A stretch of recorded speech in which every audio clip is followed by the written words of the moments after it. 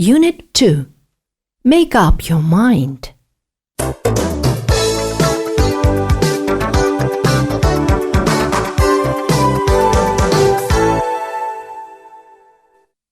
Page 42.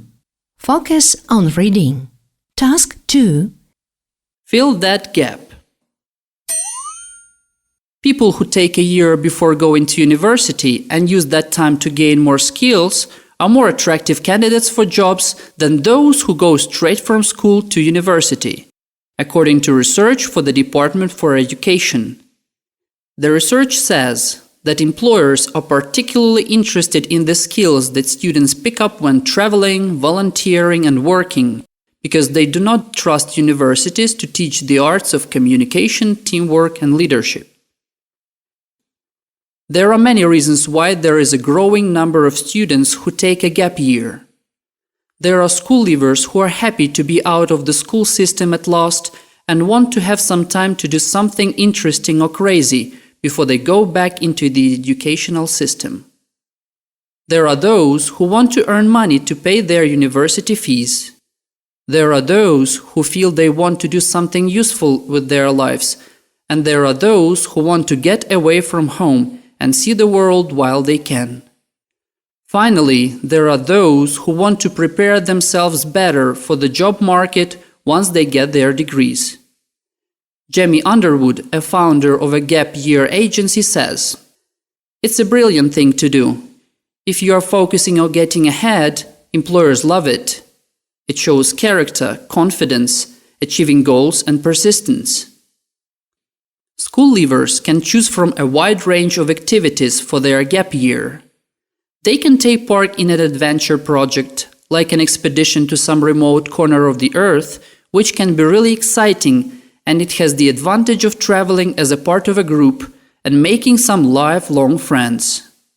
They can work on a conservation or environmental project, like conducting an underwater survey of a coral reef or monitoring an endangered species.